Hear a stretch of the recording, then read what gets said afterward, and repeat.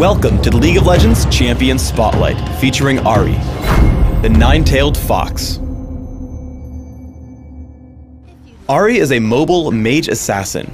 Utilizing skill shots, dashes, and clever positioning, Ahri excels at taking out single targets and disrupting the enemy team.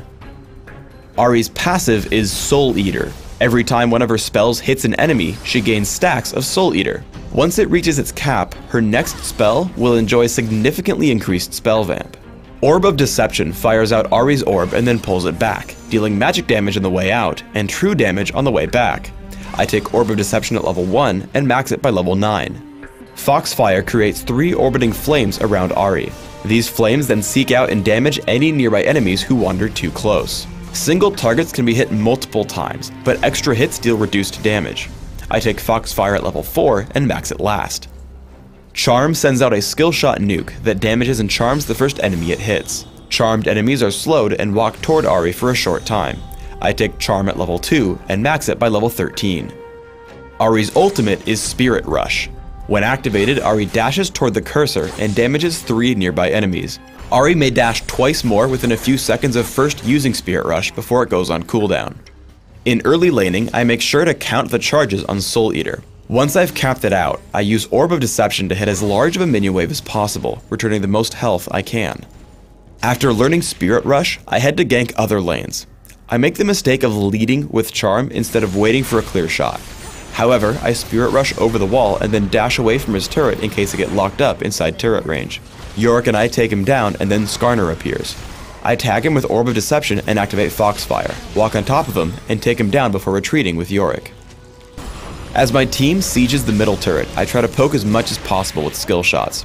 Landing Charm means I get Orb of Deception without any dodging. Again, I keep track of Soul Eater stacks, using Foxfire to trigger the spell vamp for Orb of Deception. Spirit Rush comes back from cooldown and Annie is out of position.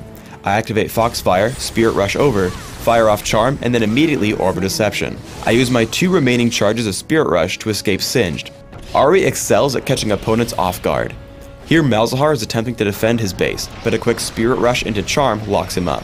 I follow with Foxfire into Spirit Rush and a point-blank Orb of Deception for the kill. With my final charge of Spirit Rush, I escape from underneath the turret. Once everyone gets together for the fight, I try to keep my distance and just dish out damage with my basic spells until I notice an opening. Once Lux gets low, I charge in with Spirit Rush twice, turning back to hit Singed and Skarner with Spirit Rush, Foxfire, and Charm. As Singed tries to escape, I flash for Orb of Deception, able to easily clean up Skarner in the resulting 4 vs 1 fight. Our opponents catch us near Baron. I open up on Skarner because I can't assassinate anyone with so many crowd control effects on the enemy team. We're able to kill him rather quickly as I use Spirit Rush not to dive onto enemy champions, but to damage the surrounding enemies, Skarner and Singed. Once Skarner falls, I look to take out squishier targets like Annie, landing Charm and Foxfire to pick up the kill. With most of their team dead, I'm able to play a little bit more aggressively by walking up to Singed for Orb of Deception and Foxfire, killing him. With the fight now 4 vs 1, I leave my team to clean up Lux as I head toward my minion wave to push down the enemy base. On Dominion, Ahri's all-out offense lets you really help your team out in larger fights. As we push onto the windmill, I land skill shots on Tristana and Dr. Mundo, activating Foxfire to help pick up Fizz. With Ignite and Orb of Deception, I wear my opponents down further. After, I decide I can go in for the kill on Tristana. Ghost, Charm, and basic attacks grab the kill, and I escape for a health relic. Once we've actually captured the windmill, Fizz respawns and shows up. I know with my remaining health I can only attempt to interrupt his captures, but once Alistar comes in to help, I try to bait him over. He lunges at us with Playful Trickster, and as soon as Alistar lands Pulverize, I tag him with Charm, allowing Alistar to headbutt him away for a kill underneath our turret. It's important to note that landing skill shots is extremely vital when playing Ahri. I spot Heimerdinger heading in toward the Speed Shrine. I try to lead him with Charm, but he dodges by stopping in place. He dodges Orb of Deception by turning around, but by using Spirit Rush, I hit him with a second half of it. Now out of cooldowns and missing half my spells, I foolishly chase Heimerdinger through his turrets, falling to their damage output and his rockets. When you do land skill shots, it's a much different game. As Heimerdinger comes down from the windmill, I land Charm successfully. This lets me hit Orb of Deception without him dodging. Between Foxfire and Spirit Rush, I clean up Heimerdinger extremely quickly and start to capture the point. For runes, I take magic penetration marks, ability power per level seals, ability power per level glyphs, and flat ability power quintessences. This build is aimed at giving me the greatest possible magic damage at all stages of the game. My masteries are 2109, taking all the magic damage and ability power increasing masteries in offense, while taking bonus mana, mana regeneration, and increased neutral buff duration in utility.